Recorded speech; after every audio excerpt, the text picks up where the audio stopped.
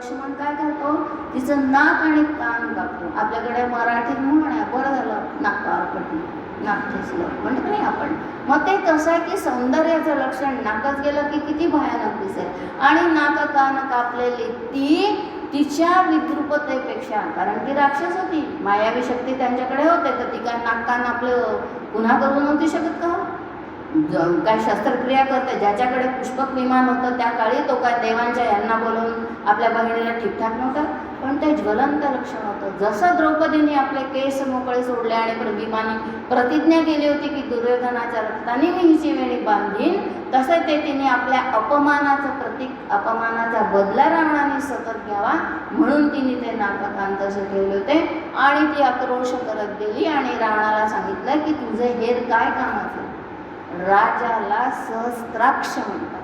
म्हणजे काय, एका राजाला 1000 डोळे असतात, राजाचे हेर जे असतात ते डोळ्यांचं काम करतात. आणि शूर्पणखा म्हणते तुझे हेर काय कामाचे. ते 2 जण आले आणि दशरथ अयोध्येतून आलेले आणि त्यांनी माझी विटंबना केली आणि तुला काहीच वाटत नाही. रावण ते लक्ष देत नाही, कारण आपल्याकडे म्हणतात ना नित्य मरे त्याला कोण रडे. ही शूर्पणखा अशीच होती त्याची बहीण. त्या सगळ्यांनी ठरवूनच टाकलं होतं की हिची कामवासना पूर्ण होत नाही म्हणून ही अशी काहीतरी करते, मध्ये मध्ये येऊन ही त्रास देते, ज्याला आपण म्हणतो अटॅक येतात, असं त्यांनी रावणाने मंदोदरीने गृहीत धरलेलं होतं. आणि मग शेवट ती बाण टाकते. काय टाकते की त्यांच्याबरोबर एक सुंदर पत्नी आली आहे, कारण आत्तापर्यंत शूर्पणखेच्या डोळ्यासमोर रावणाने असंख्य बलात्कार केलेला आहे हीच घटना. मग तिला असं वाटतं की असं का होईना, तो सीतेला आणेल. आणि त्याप्रमाणे सीतेचं हरण झालेलं आहे. रावण सीतेला घेऊन येते. मंदोदरी त्याला आठवण करून येते, लग्नाच्या वेळेला तुम्ही मला वचन दिलं होतं आणि हे काय केलं. वाल्मिकी रामायणामध्ये वाल्मिकींनी असं म्हटलेलं आहे की केवळ शूर्पणखेच्या विद्रुपतेचा बदला घेण्यासाठी मी सीतेला पळवून आणलेलं आहे. मी तिला तिच्या नखाला सुद्धा धक्का लावणार नाही. केवळ शूर्पणखेला शांतता मिळावी आणि माझी दुसरी माझी जी आई आहे कैकसी, ती रोज माझं डोकं खाते. आता ज्या घरात आई पण कटकट करते आणि बहीण पण कटकट करते त्या घरात काय शांतता नांदणार, जरी तो चक्रवर्ती सम्राट असला तरी सुद्धा. आणि त्याप्रमाणे सीतेला पळवून आणलेलं आहे अशोकवनात ठेवले. आपण काय म्हणतो अशोकवन असेल एखाद्या वनाचं नाव, अशोक. सीतेला रामाच्या विरहाचा एवढा मोठा शोक झाला होता आणि तो शोक तिला त्या वनात आणून ठेवल्यानंतर तो शोक नाहीसा तर होणं शक्यच नव्हतं, पण तो कमी झाला. का बरं कमी झाला.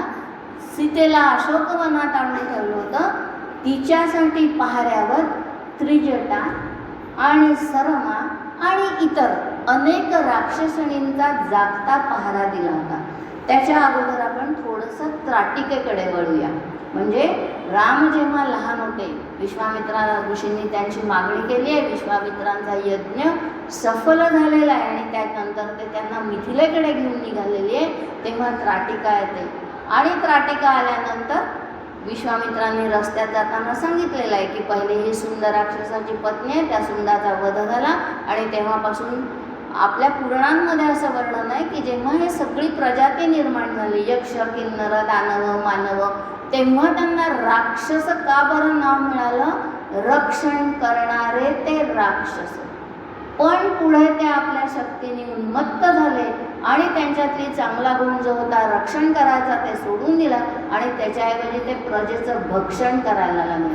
आपल्याला मोहिनी रूपाची गोष्ट माहिती आहे की ज्याच्यावर हात ठेवला तो भस्म व्हायचा आणि शंकराला दिला आणि मग विष्णूंना ते मोहिनी रूप द्या.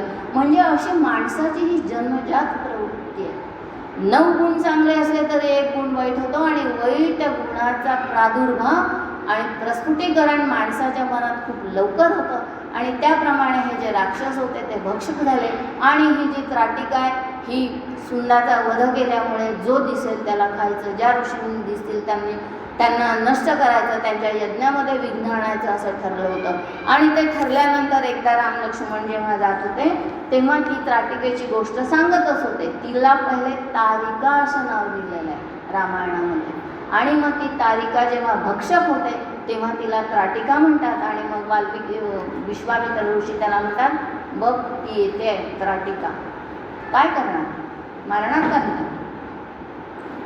मग तेव्हा रामचंद्र असं म्हणतात, गो ब्राह्मण हितार्थाय देशश्च च हिताय च, म्हणजे गो ब्राह्मणांच्या रक्षणासाठी देशाच्या हितासाठी जो कोणी आड येईल त्याला मी मारणार. मग ती स्त्री असो नाही तर पुरुष असो. आणि कंबरामायणामध्ये असा उल्लेख केलेला आहे की रामाला असं वाटतं की आता ही तर स्त्री आहे, हिला कसं मारावं.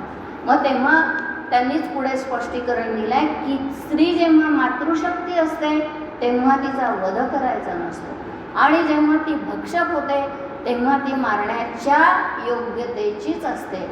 पण वाल्मिकी रामायणामध्ये असं लिहिलं नाही, उलट रामावर इतके चांगले संस्कार झाले की रामचंद्र असं म्हणतात की देशाच्या हिताच्या आड, प्रजाजनांच्या हिताच्या आड जे कोणी येतील त्यांचा वध केल्याशिवाय मी राहणार नाही.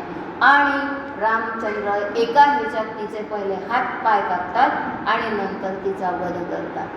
त्राटिका वधाच्या प्रसंगी आपल्याला रामाचं हस्तलाघव दिसतो आणि अहिल्याचा उद्धार करण्याच्या प्रसंगी आपल्याला रामाचं पदलालित्य दिसतं. बघा, वाल्मिकींनी जे वर्णन केलं आहे ना ते मानवी स्वभावाचा कंगोरा आणि कंगोरा प्रत्येक कुठल्या तरी व्यक्तिचित्रणात त्यांनी केलेला आहे. तर तुम्ही रामायण जितके जितकेदा वाचाल तेवढेदा तुम्हाला त्यांचा एक नवनवीन पैलू तुमच्या समोर येतो. त्यालाच आपण मॅच्युरिटी असं म्हणतो. एकच गोष्ट आपण वारंवार वाचली की आपल्याला असं वाटतं ते मागच्या वेळेला तर आपल्याला असं समजलं होतं, यावेळेला तर वेगळंच समजलं. ते तर चूक नव्हतंच, पण हे तर अजिबातच चूक नाही आहे, हे तर त्याच्यापेक्षा सरस आहे. मग असा त्या त्राटिकेचा वध त्यांनी केलेला असतो.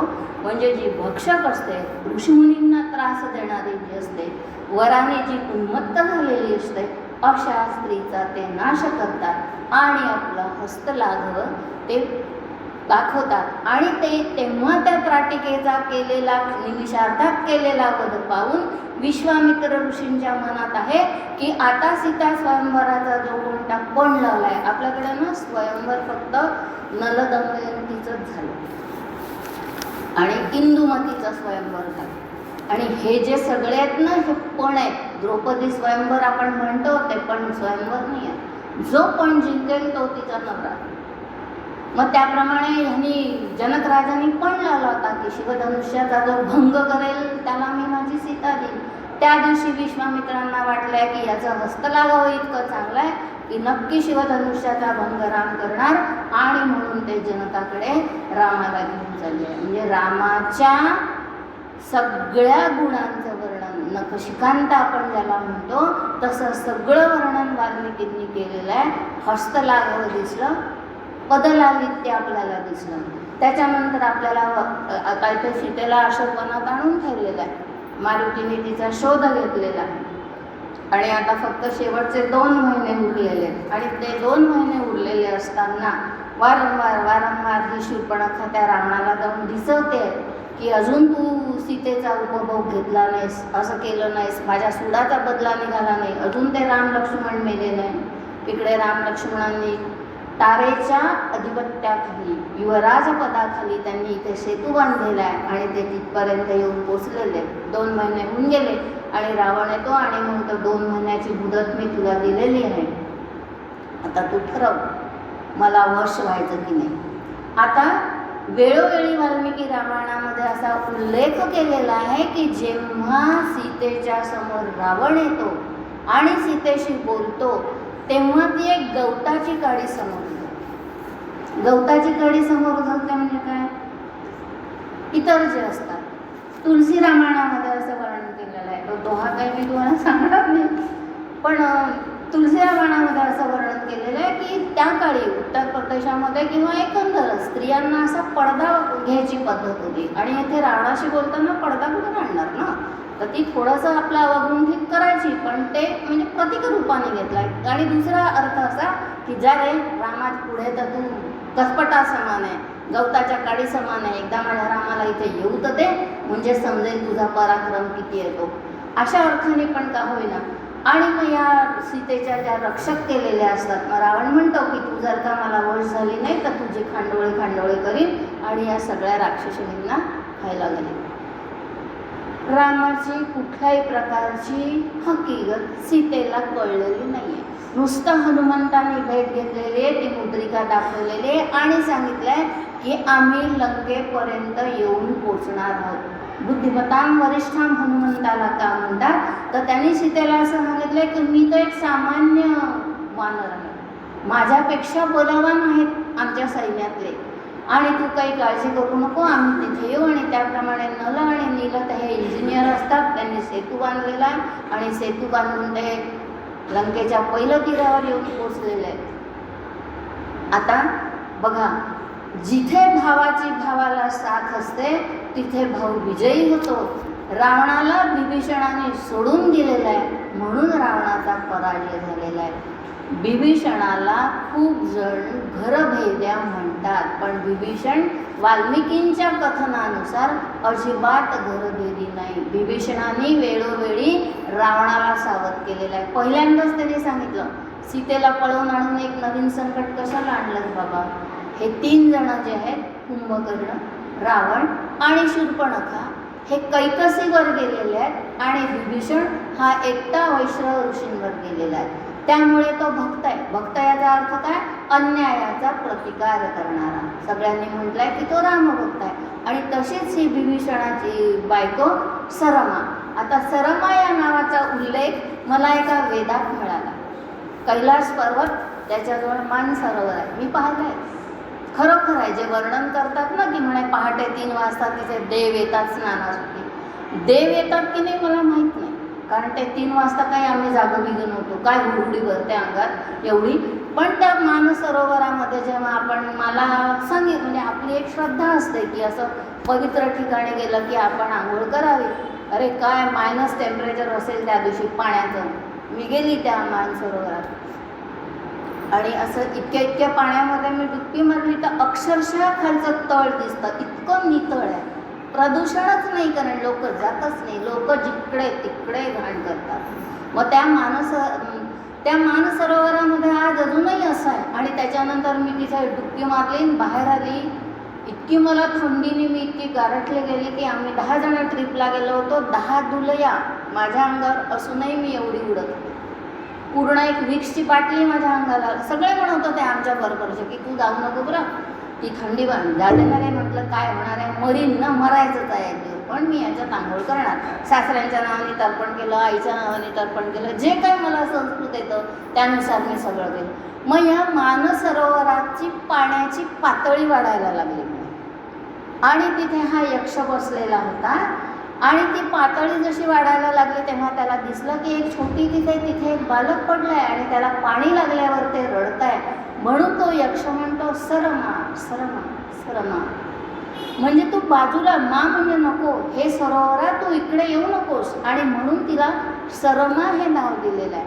आणि असे तू हिमाचल, आपल्याला माहिती आहे की भारत पहिले एक संघ होता, त्याप्रमाणे ही यक्षगंधर्व किन्न नगरीमध्ये राहणारी ही सरमा ही त्या यक्षाची मानसकन्या होती आणि ती त्यांनी बिभीषणाला दिली.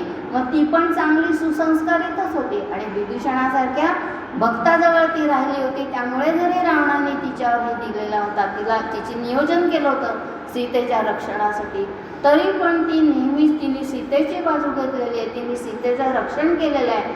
आणि बिभीषण या राजदरबारातला एक प्रमुख असल्यामुळे त्या दरबारात काय खलबत व्हायची. आज रामराया तिथे येऊन पोचलेले आहे, युद्धाला सुरुवात झालेली आहे. आणि अशा वेळेला रावण एक कपट कारस्थान रचतो, ते म्हणजे रामाच्या मुखासारखं मुख तयार करतो आणि तप्तामध्ये आणून सीतेच्या समोर ठेवतो. आणि सीतेच्या समोर ठेवतं. ही अशी घटना घडणार हे सर्वेनी अगोदरच तिला सांगितलं असतं.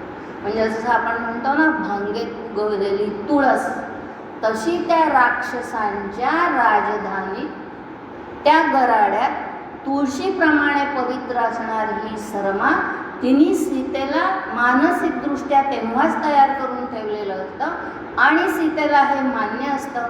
तरी पण बघा, स्त्री इतकी भावनावश होते. आपण पाहिलंय की लक्ष्मणा धाव म्हटल्यावर हो, ते एक सांगायचं आहे की लक्ष्मण रेषेचा उल्लेख वाल्मिकी रामायणात कुठेही नाही. लक्ष्मण रेषा म्हणजे काय? स्त्रींनी पाळायच्या मर्यादा. एकदा तुम्ही तुमची मर्यादा सोडली की तुमच्यावर संकट हे येणारच. मग त्याप्रमाणे सीतेच्या समोर ते मुख आल्यावर तिला वाटतं की शर्मा जरी सांगत असली तरी काय म्हणावं, काय सांगावं. अशा वेळेला स्त्री काय करते? आपणही आपल्या रोजच्या जीवनात पाहतो. आजकाल हे पेपर रिझल्ट लागले की आपल्याला समजतं. इतके पर्सेंट मिळाले नाही म्हणून केली आत्महत्या. अरे काय तुम्हाला नकाराने बसवताय? सीतेचा मोठेपणा याच्यासाठी आहे की राक्षसांच्या गरड्यात राहत असून सुद्धा तिने तिचं मनोधैर्य टिकवलं आहे. सरमाने तिला मदत केलेली आहे. पूर्वकल्पना दिलेली आहे की रावणाचा डाव असा आहे आणि त्याप्रमाणे रामाचं मुखकमल समोर आल्यानंतर त्यांनी सांगितलेलं आहे की तरीसुद्धा तिला वाटणारच ना, स्त्रिया जात्याच कोमल असतात. जसं म्हटलंय पशुपक्ष्यातही स्त्रिया चतुरास स्वभावे. स्त्री जात्याच ही चतुर असते, तशी स्त्री जात्याच ही हळवी असते. मग त्याप्रमाणे शर्मेने तिचं मनोधैर्य कायम राखलेलं आहे आणि रावणाच्या ह्याही कपट कारस्थानाला सीता बळी पडत नाही. शर्मा आणि तिची मुलगी ज्याचं नाव कलावती आहे, रामायणात वर्णन केलेलं. विभीषण जरी सोडून गेला तरी ह्या दोघांना विभीषण बजावून सांगतो तुम्हाला इथेच राहायचं आहे, कारण त्याला रावणावर पूर्ण विश्वास आहे. आपण जरी सोडून गेलो तरी रावण हा श्रेष्ठ गृहस्थ आहे, कारण तो दशग्रंथी ब्राह्मण आहे. त्याची कुटुंब व्यवस्था खूप चांगली आहे. आणि इंद्रजिताला सुद्धा हे मान्य नसतं. इंद्रजित सुद्धा त्याला म्हणतो की तुम्ही कशाला सीतेला पळवून आणलं आणि एक आपल्यावर नसती आफत ओढवून घेतली. तरी पण सुखदुःखामध्ये साथ द्यायचा असतो मुलांनी आई वडिलांना, हे आपल्याला इंद्रजिताच्या उदाहरणावरून समजतं. आणि इंद्रजित म्हणतो आत्तापर्यंत तुमच्या जीवावर आम्ही ऐशोआराम केला, सगळ्या वेदविद्या मिळवल्या, सगळे पराक्रम गाजवले, पिताश्री म्हणून तुमचं नाव लावलं, तर आता तुमच्यावर संकट आलंय तेव्हा तुमच्या पाठीशी खंबीरपणे उभं राहणं नव्हे, तुमच्या पुढे जाऊन लढणं हे माझं पुत्र म्हणून आद्य कर्तव्य आहे आणि ते मी पार पाडीनच. तर ह्या इंद्रजिताची म्हणजेच मेघनादाची सुलोचना नावाची पत्नी होती आणि ती अतिशय पतिव्रता. आता ह्याच्यामध्ये आपल्याला एक त्रिजटा येते. आता त्रिजटा ह्या नावात बघा आपल्याकडे 3 या गोष्टींचं फार महत्त्व आहे. सत्व रजतम हे 3 गुण पुन्हा तिथे आले. तर त्रिजटा सीतेशी इतकी चांगली वागलेली आहे की सीतेने त्रिजटेला माता म्हटलंय. म्हणजे बघा आपल्या शत्रूलाही आपल्या कह्यात करून घेण्याचा गुण सीतेच्या ठिकाणी होता. सीता किती गुणवान होती हे उद्या आपल्याला पाहायचंच आहे, कारण उद्या आपल्याला त्या 3 पट्टा राण्या पाहिजे. कौसल्या, सुमित्रा, कैकेयी, मंथरा. मंथरेवर मी बोलणार नाही. मंथरा ही वृत्ती आहे जी तुमच्या आमच्या माझ्यात सुद्धा आहे.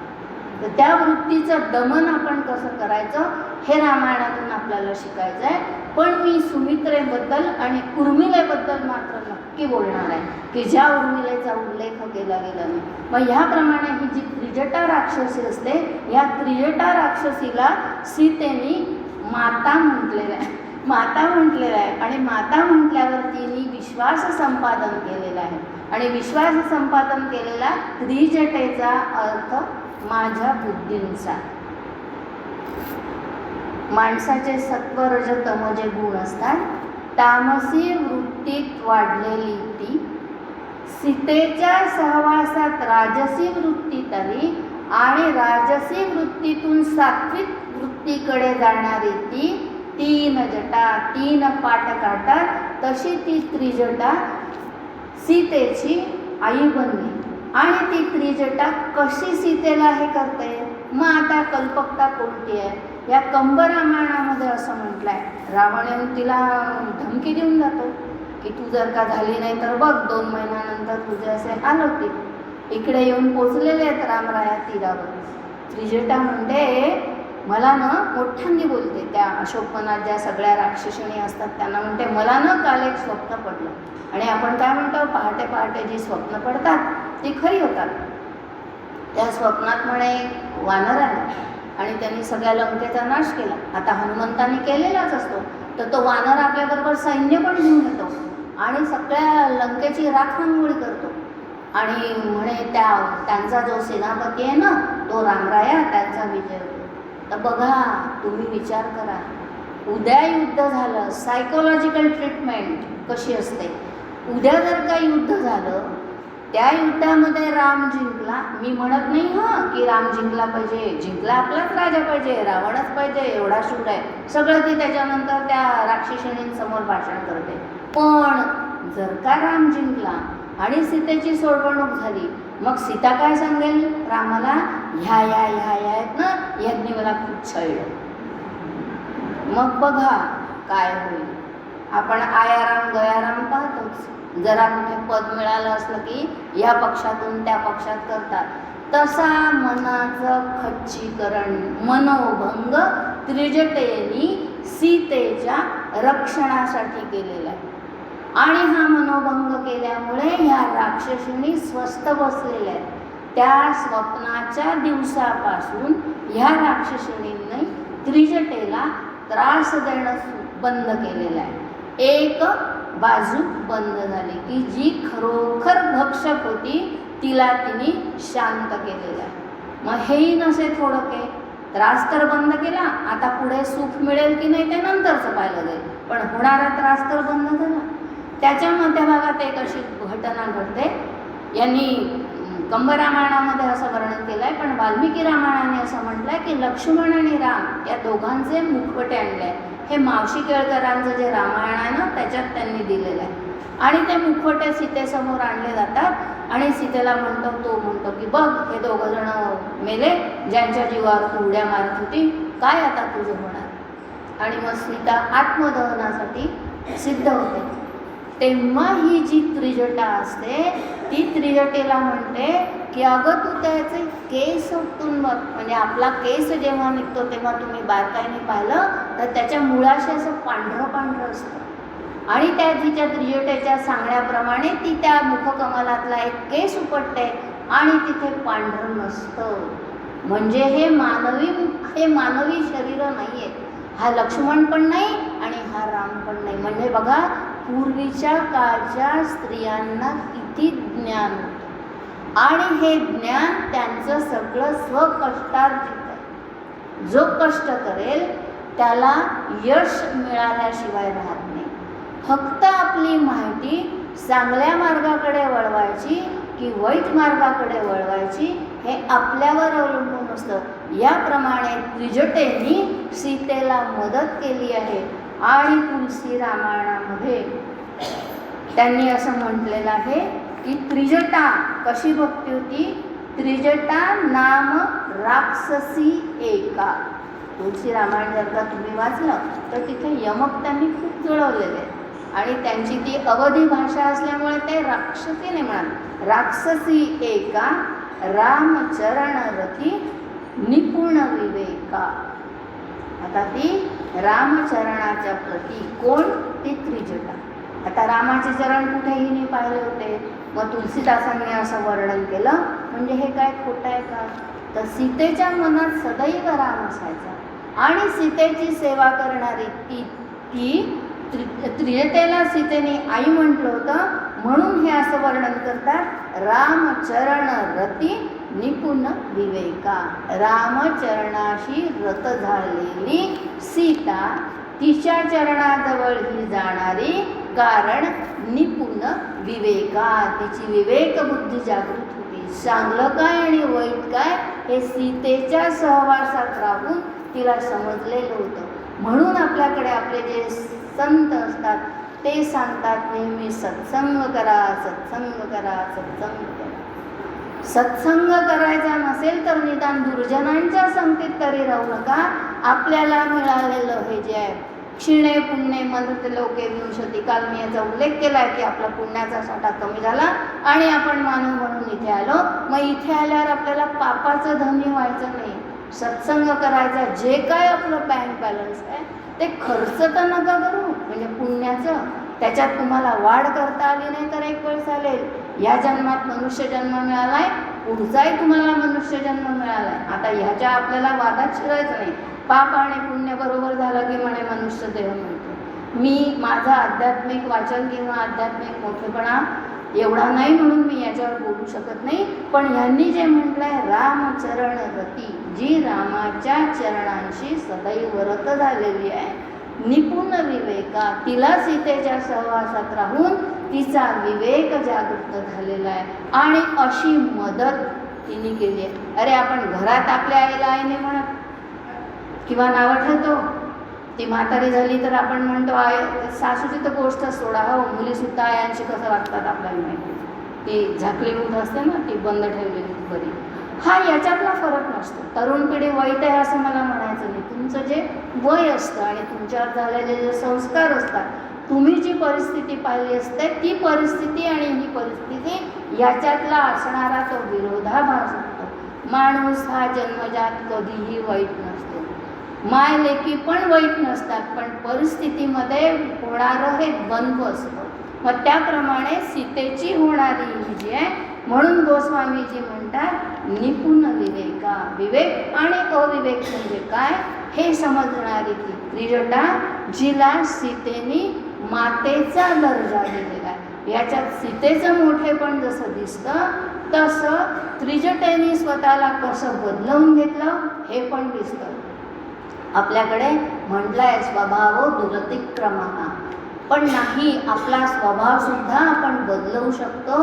नाही तो आपल्याला बदलावाच लागतो. परिस्थिती शरण जेव्हा माणूस होतो, जेव्हा तो ॲडजस्टमेंट करतो, तेव्हाच तो सगळ्यांमध्ये राहू शकतो. मग ते घर असो, समाज असो, आपली संस्था असो, आपले जातीबांधव असो. त्याप्रमाणे सीतेच्या संगतीत राहणारी त्रिजटा, जी कोणी एकेकाळी राक्षसी होती, तिने स्वतःला विवेकशील बनवलेलं आहे. आता शेवटचं एक व्यक्तिमत्व आपण घेऊया, कारण पुष्कळ वेळ झाला. यांनी मला खून केले म्हणून मी आता ते घेणार आहे, नाही तर मी काही घेणार नव्हती. सुलोचना. आता भांगेत तुळशीचं जे मी उदाहरण दिलं ते म्हणजे इंद्रजित होता. त्यांनी जन्माच्या वेळेलाच आपली सामान्य बालकं जशी रडतात तसा तो रडला नाही. त्यांनी मेघगर्जना केली आणि म्हणून त्याला मेघनाद हे नाव देण्यात आले. त्याची पत्नी सुलोचना ही पण यक्षकन्या होती. यक्षकन्या म्हणजे काय, राक्षसांच्या पेक्षा थोडी वर. सांगितलं मी पहिले, राक्षस हे रक्षक होते आणि असे प्रजोत्पादनासाठी वर्णसंकराचं फॅड हे गीतेच्यातून आपल्याला आलं, कारण तोवर लोकसंख्या भरपूर वाढली होती. रामायण काळात लोकसंख्या नव्हती. मग लोकसंख्या निर्मितीसाठी सद्गुण आणि दुसरं कोणीतरी एकत्र आलं पाहिजे, म्हणून राक्षस आणि अप्सरा किंवा राक्षस आणि यक्षकन्यका, राक्षस आणि किन्नर, ह्या ज्या वेगवेगळ्या प्रकारच्या जाती होत्या असे वेगवेगळे दाखवले होते. त्याप्रमाणे सुलोचना ही पण एका अप्सरेची मुलगी होती. तिच्यावरही चांगले संस्कार झाले होते. अप्सरेची मुलगी म्हणजे ती दिसायला छान होती आणि ती अतिशय पतिव्रता होती. 2 मिनिटापूर्वीच मी तुम्हाला पतिव्रतेची व्याख्या सांगितलेली आहे. आणि इंद्रजिताच्या यज्ञाचा विध्वंस लक्ष्मण करतो आणि इंद्रजिताचा वध आज होणारच हे पक्क जेव्हा झालेलं असतं तेव्हा राम लक्ष्मणाला एक सूचना करतो. काय करतो? लक्ष्मणा, एक गोष्ट लक्षात ठेव, इंद्रजिताचं जे शिरकमल आहे ते मातीत मिळू देऊ नको, कारण त्याची बायको जी आहे ती इतकी पतिव्रत आहे. मातीत मिळणे या वाक्प्रचाराचा अर्थ तुम्हाला माहिती आहे.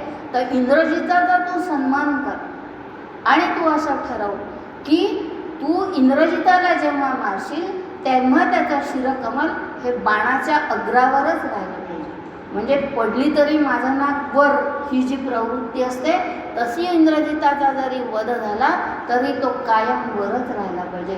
ह्याचं कारण इंद्रजिताची बायको ही अतिशय पतिनिष्ठ आहे, देशाचं हितचिंतणारी आहे. इंद्रजिताने म्हटलंच आहे रावणाला की तुमचं साथ देणं निभवणं. आता इथे सुलोचनाने आणि इंद्रजिताने वेळोवेळी रावणाला सावध केलेलं आहे, पण ती असं म्हणते की ज्या घरी आपण राहतो, ज्याचं आपण अन्न खातो तशी आपली बुद्धी होते. म्हणून बघा तुम्ही आपण सगळे सिनियर सिटीजन आहोत, पुष्कळचे ना, म्हणजे मला सगळ्यांना म्हणायचं नाही. तुम्हाला वाटत असेल तुम्ही 40चे आहे तर माझं काही ऑब्जेक्शन नाही, तुम्ही 30 म्हणा स्वतःला. तर बघा म्हणजे आपण आपल्याला एक जर का नियम घालून घेतला, कोणाहीकडे आपण रिसेप्शनला गेलो तर दुसऱ्या दिवशी आल्यावर आपली तब्येत बिघडते, आपल्याला अनइझी होतं. मग तसं ज्याचं अन्न आपण खातो, म्हणून आपल्याकडे स्वयंपाक म्हणतात.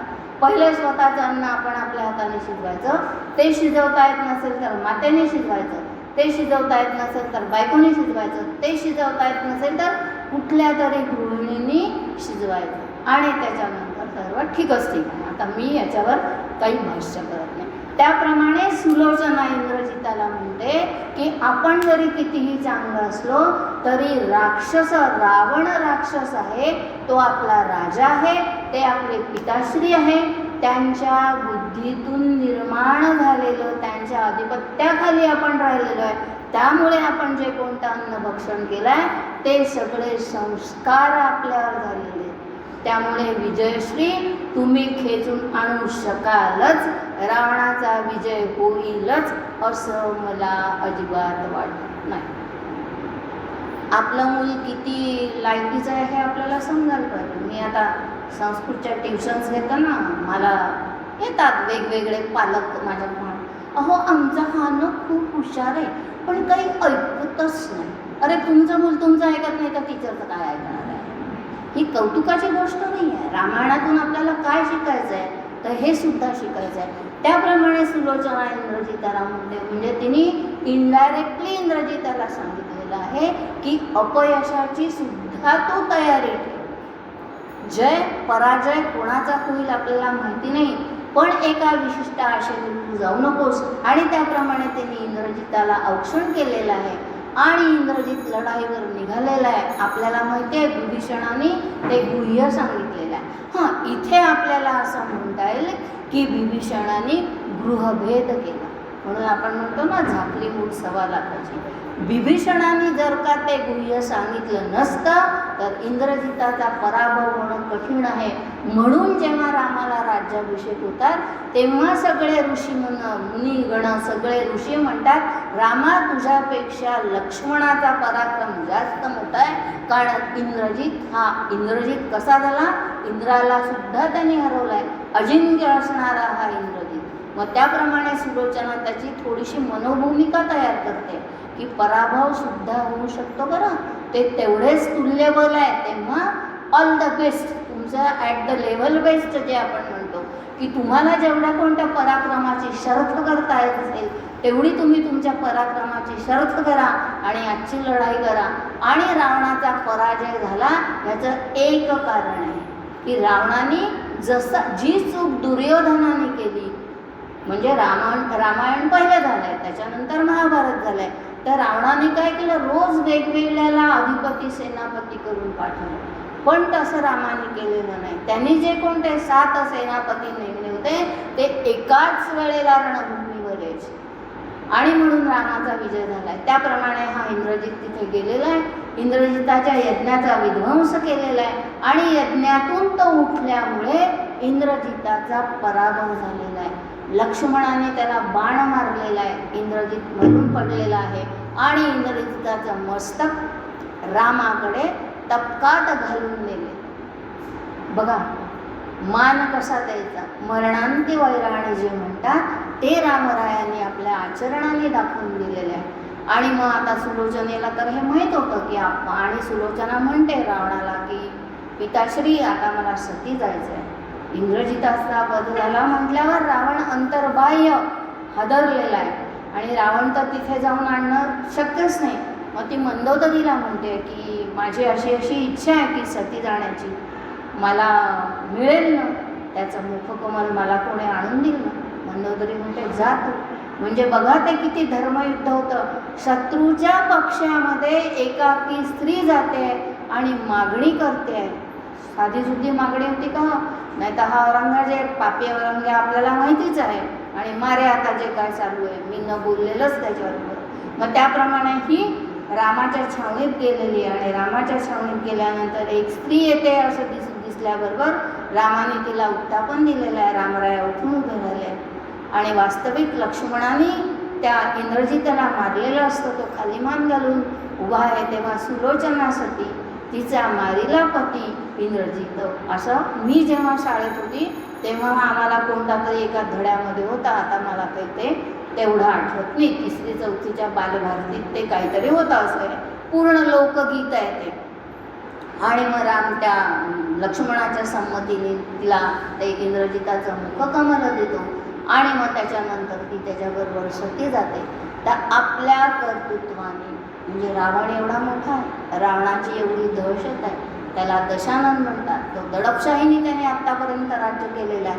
पण रावणाच्या राज्यामध्ये व्यक्ती स्वातंत्र्य हे प्रत्येकाला होतं. दडपशाही जरी त्याची होती तरी रावण एक अत्यंत श्रेष्ठ गृहस्थ होता आणि म्हणूनच त्यांनी सुलोचनेला शत्रुपक्षाच्या छावणीमध्ये जायची परवानगी दिलेली आहे.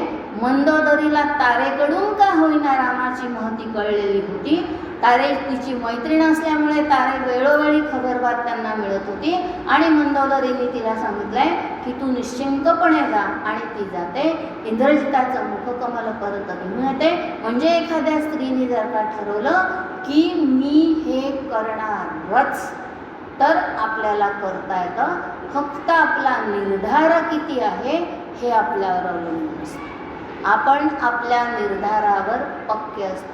श्वास हे विश्वासले निष्ठे तुनी नेत्यावरी, हे नागपूरला जे एक महाशब्द म्हणून राहायचे त्यांचं हे गाणं आहे, असो आम्ही सुखाने पत्थर पायातील, ते पूर्ण गाणं आहे आणि त्याच्यातलं हे ध्रुवपद आहे की श्वास हे निश्वासले निष्ठे तुनी नेत्यावरी. रामरायांसारखा नेता होता, जो नेतृत्व गुण संपन्न होता, जो चारित्र्यवान होता, तो दयाळू होता. शत्रूसुद्धा कसा असावा तर रामाला रावणासारखा आणि रावणाला रामासारखा. म्हणजे शत्रूंनी सुद्धा शत्रूची स्तुती करावी. आपला हितशत्रू नसावा, आपला खरोखर शत्रू असावा. हे सुलोचनाच्या उदाहरणावरून आपल्याला दिसतं. आणि अशा या रामायणातल्या स्त्रिया की ज्यांच्याकडे आपण पाहिलं, मंदोदरी एका दुष्चरित्राच्या माणसाला सत्शील बनवते. त्या दिवशीपासून तो आपली दुष्प्रवृत्ती सोडून देतो. तारा जी स्वाभिमानी आहे आणि पुरुषांच्या ठिकाणी जे गुण असायला हवे ते संपूर्ण तिच्या ठिकाणी आहे आणि म्हणून ती महाराणी न होता युवराजनी पद सांभाळते. युवराज म्हणजे उपशासक, हे मी सांगितलं. त्याच्यानंतर त्रिजटा आपण पाहिली की त्रिजटा म्हणजे प्रत्यक्ष सत्संगात राहून मातेचं पद ती सीतेकडून मिळवते. आता सरमाचं उदाहरण सांगितलं की विभीषण तिचा पती असल्यामुळे ती सत्संगातच राहिलेली आहे, त्यामुळे ती सत्वशील असते. शूर्पणखा हे मूर्तिमंत कामवासनेचं उदाहरण आहे. आपल्या कामाचा विकार प्रादुर्भाव झाला की आपली कशी नाचक्की होते हे आपल्याला शूर्पणखेच्या उदाहरणातून दिसतं. आणि सुलोचना ही पतिव्रता होती. माणसाने आपला विवेक, आपला संयम, आपली निष्ठा, आपलं धैर्य जर का राखलं तर तो आयुष्यात जे पाहिजे ते मिळवल्याशिवाय राहत नाही. ह्या सगळ्या गोष्टींची शिकवण आपल्याला रामायण देतं. म्हणून आपण रामायणाचा वारंवार अभ्यास करायला पाहिजे. जेवढं आपण रामायणाचं वाचन जास्त करू तेवढे आपल्याला त्याच्यातले एक एक पैलू उलगडत जातात. आणि जसं म्हटलेलं आहे की देवाजवळ आपण प्रार्थना काय करायची. काल मी एक सूत्र सांगितलं होतं तुम्हाला की आपण कोणतंही नवरात्र करतो तेव्हा त्या भगवंताच्या ठिकाणी असणारे जे अनेक सद्गुण असतात त्या सद्गुणांपैकी एक गुण जरी आपल्याला एक वर्षी घेता आला तरी आपले सद्गुण वाढतील. त्याप्रमाणे आजच्या दिवशी आपण देवाजवळ रामरायाजवळ ही प्रार्थना करू. कारण आज इथे इंद्रजिताचा वध झालेला आहे. अनायसेन मरणम विना कष्टेन जीवनम देहांते तव सान्निध्यम देही मे परमेश्वर. आयुष्यात आपल्याला काय पाहिजे हो. एखाद्याचं आपल्याला समजतं हार्ट अटॅक आला आणि गेला, आपण काय म्हणतो, आहा काय छान मरण, असं आपल्याला पण आलं पाहिजे. काही कष्ट नाही, यातना नाही, काही नाही. म्हणजे आपल्याला मरणाचा सुद्धा हेवा वाटावा असं मरण येतं. तर या परमेश्वराजवळ हीच प्रार्थना करायची की आयुष्यात कुठल्याही प्रकारचं दारिद्र्य दुःख नको. तर दारिद्र्य कोणतं, वैचारिक. दुःख कोणतं? शारीरिक नाही तर वैचारिक. आता आपण सगळेजण या स्टेजला आलोय की आपली विचारांची लेवल पातळी आपण वाढायला पाहिजे. म्हणून अनायासेन मरणम विना दैन्येन जीवनम देहांते तव सान्निध्यम देहि मे परमेश्वर. हे परमेश्वरा, आज ही रामरायाजवळ प्रार्थना करून मी इथेच थांबते. धन्यवाद.